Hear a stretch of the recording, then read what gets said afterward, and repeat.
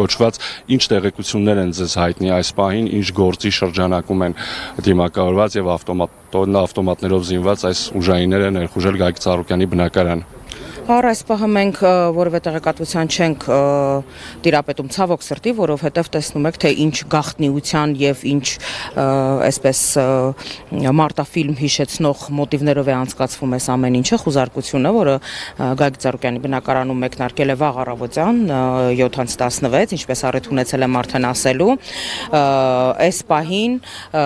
խուզարկությունները, լայնածավալ խուզարկությունները շարունակվում են նաեւ Multigroup կոնցեռնի կազմում գտնվող տասնյակ հիմնարար ձեռնարկություններում, ինչպես նաև այդ ձեռնարկությունների տնօրենների բնակարաններում են խուզարկություններ իրականացվում։ Այս պահին վստահաբար կարելի է ասել, որ պարալիզացված է Multigroup կոնցեռնի կազմում գտնվող ընկերությունների աշխատանքը, հազարավոր աշխատակիցներ մնացել են դրսում, եւ եթե նպատակը տնտեսական այս ռեպրեսիաների նպատակը այն է, որ նման կերպ աշխատակիցները մնան դրսում, չլինի աշխատանք, մարդիկ կորցնեն իրենց աշխատատեղերը, ուրեմն շնորհավորում եմ իշխանություններին, նրանք կոնկրետ իրենց արժև դրված այսօրվա այդ նպատակը իրականություն են դարձրել, որովհետև բացարձակ անորոշություն է, թե օրինակի համար այս կամ այն ձեռնարկությունում խուզարկությունը երբ կավարտվի կամ կավարտվի, թե չի ավարտվի այսօր, մի խոսքով բացարձակ անորոշություն է, որովհետև քննչական կոմիտեն եւս հարկ չի համարում պատշաճ պարզաբանմամբ հանդես գալ, թե ինչ գործի շրջանակներում է իրականացվում այս լայնածավալ խուզարկությունների շարքը պարոն Ծառուկյանի բնակարանում եւ Multigroup կոնցեռնի ձեռնարկություններում մենք հետևում ենք ընթացքին, իրադարձություններին, ինչպես տեսակ քիչ առաջ նաև փաստաբաններից Երեմ Սարգսյանին թույլ չտվեցին բարձրանալ պարոն Ծառուկյանի առանձնատուն, որտեղ խուզարկությունը արդեն 4-րդ ժամն է շարունակվում է։ Ես ուզում եմ հասկանալ, թե պարզապես քննչական կոմիտեն կամ նրանց նման կերպ խուզարկություններ իրականացնելու այս սցենարով, այս մոտիվներով, չգիտեմ, այսպես կարելի է կարծել, որ հակահաբեկչական ինչ-որ գործողություն է կատարվում այն սպառազինությամբ եւ այն դիմակավորված տեսքով, որ նրանք ներկայացել էին այս առավոտյան, ուզում եմ հասկանամ ինչից են վախենում։ Պարզապես ուզում եմ գտնել այս հարցի պատասխանը, որովհետեւ անգամ փաստաբանին թույլ չեն տալիս ներկա գտնվել, երրորդ փաստաբանին թույլ չեն տալիս ներկա գտնվել խուզարկությանը։ Ցավում եմ իրականում, որ խոճապահար այս վիճակում է գտնվում այս հրահանգը քննչական կոմիտեին կոնկրետ իջեցված անձնավորությունը կամ անձինք, ամեն դեպքում հենց որ ունենանք տեղեկատվություն, որովհետև նաև խուզարկության ընթացքին հետևող մեր փաստաբանները հիմա հասանելիություն չունեն եւ չեն կարող պատշաճ տեղեկատվություն մեզ տրամադրել, բայց քանի որ մենք այլևս որևէ բանից չենք զարմանում, իշխանության որևէ քայլ մեր համար այլևս նորություն չէ, ունենք տեղեկատվություն, որ այսպես տարբեր հոդվածներով կարված հերթական այսպես արտադրանքն է, հա, հերթական գործն է, իրավական մանրամասներին մեր փաստաբանները ավելի ուշ կանդրադառնան։ Ըստ էության այդքան ձեռնարկությունների աշխատանքիցների աշխատանքը կաթվածահար է։ Մոտավոր կարող եք ասել, որ քանի աշխատող այս բանին չի կարողանում աշխատել։ Վստահաբար կարող եմ ասել, որ հազարավոր աշխատակիցների մասին է խոսքը, որովհետև Արարատ ցեմենտ, Երևանի Արարատ կոնյակի գինուողու կոմբինատ,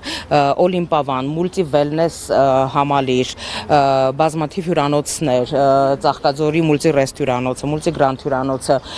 բոլոր այդ հիմնարկների գործունեությունը այս պահին պարալիզացված է, Multi Stone ընկերությունը,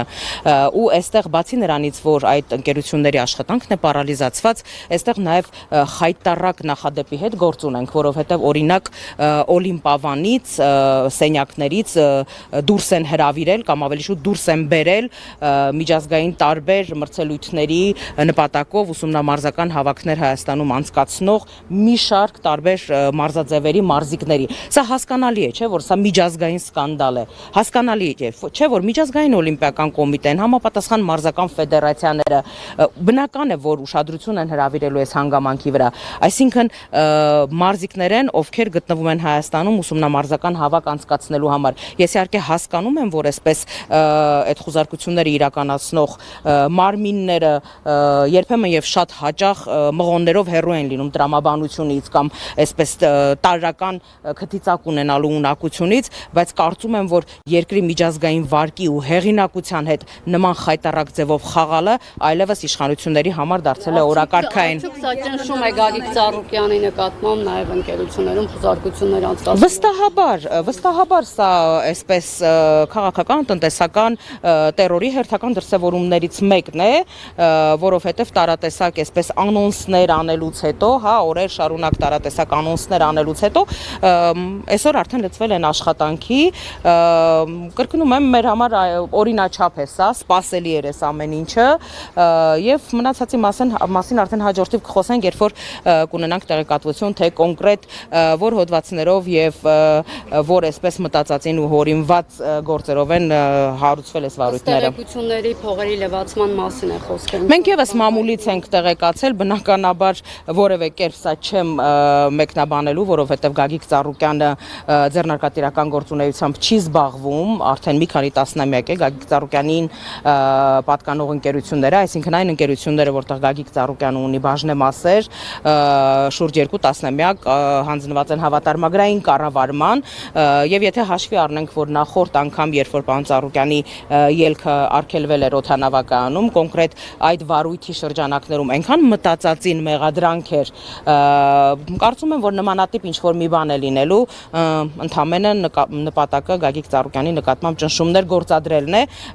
որտեղ ցավոք սրտի այս դեպքում նաև հազարավոր մուլտիգրուպ կոնցեռնի աշխատակիցներն են դուժելու։ Տիկին Տոնոյան, քիչ առաջ մի քաղաքացու ԱԾ հատուկ ջոկատայինները ներս տարան, նա ով էր, ինչ տեղեկատվություն։ Անկեղծորեն անձնապես չեմ ճանաչում, տեղեկատվության չեմ տիրապետում,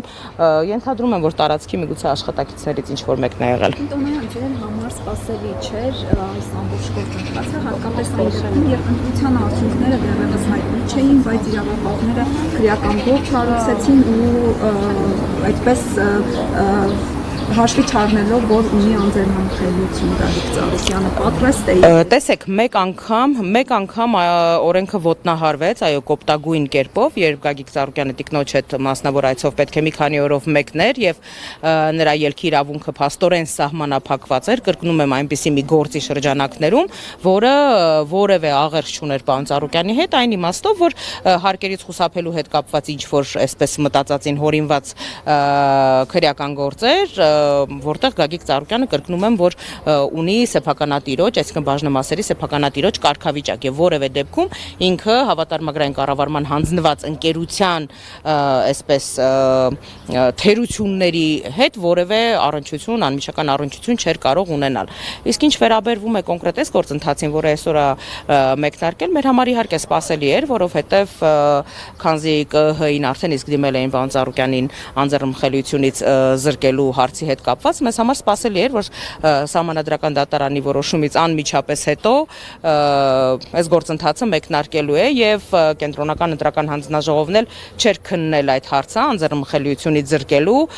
թերևս վստահ կանխած գալով կամ հստակ իմանալով, որ միևնույն է մերժվելու է Սահմանադրական դատարանի կողմից Բարգավաճ Հայաստան կուսակցության հայցը, այսինքն մանդատների վերաբաշխում չի իրականացվելու եւ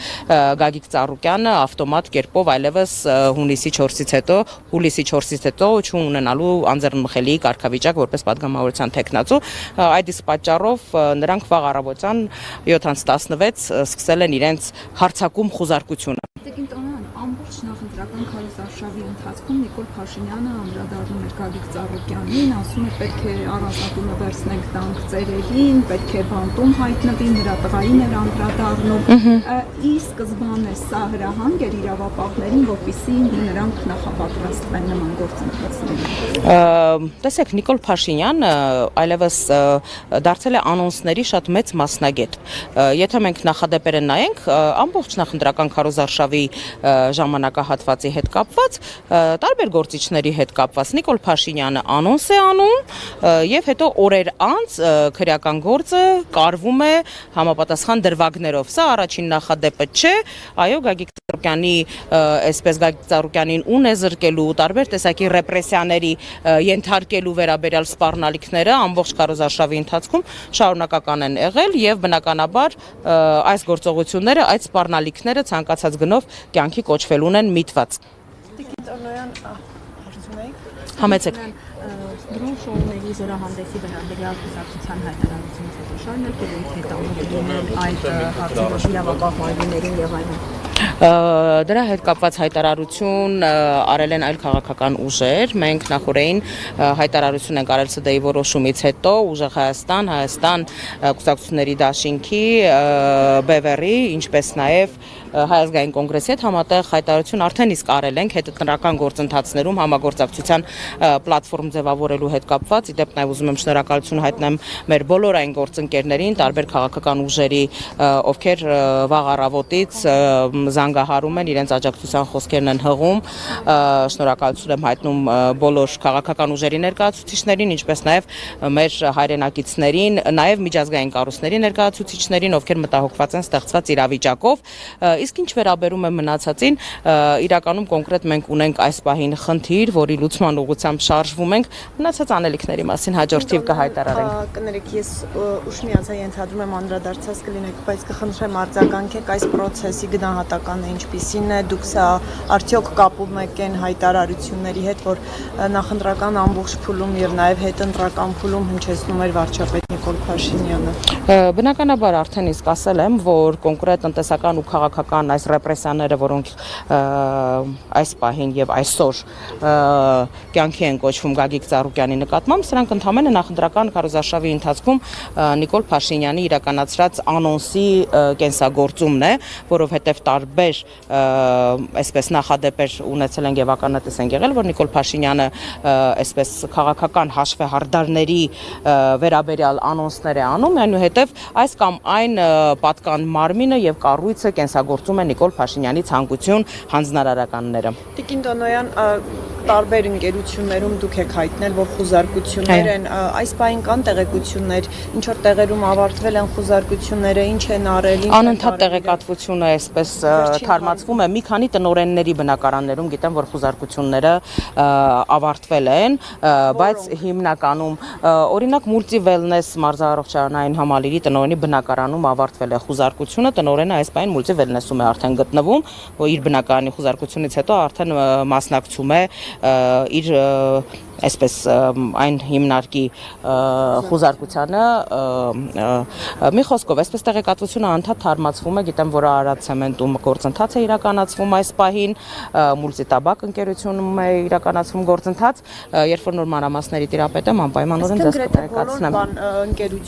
Այո, այս պահին հազարավոր Multigroup կոնցեռնի ձեր գործընկերներին տեղեկացրեցի, հազարավոր աշխատակիցներ Multigroup կոնցեռնի այս պահին փաստորեն զրկված են աշխատանքի հնարավորությունից, պարալիզացված է լայն առումով Multigroup կոնցեռնի աշխատանքը եւ հազարավոր աշխատակիցներ այսպես անորոշության մեջ են, քանզի անգամ իրենց աշխատավայր մուտք գործելու հնարավորություն չեն ունեցել։ Տիկին Տոնոյան, իսկ հայտնել են պարոն Ծառուկյանին ինչ քրեական գործ է, ինչ հոդվածներ։ Մենք կապ չունենք, որովհետեւ 7-16 երբ մուտք են գործել քննչական կոմիտեի ներկայացուցիչները ԱԱԾ-ի ուղեկցությամբ, այդ պահից սկսած մենք կապի հնարավորություն չենք ունեցել թե պարոն Ծառուկյանի, թե նրա կնոջ հետ եւ հնարավորություն չունենք ճշտելու փաստաբանների հետ եւս կապի հնարավորությունից զրկված ենք, որտեղ նրանք խուզարկությանն են մասնակցում, մենք չգիտենք ինչ քրեական գործ կամ գործեր են կարվել։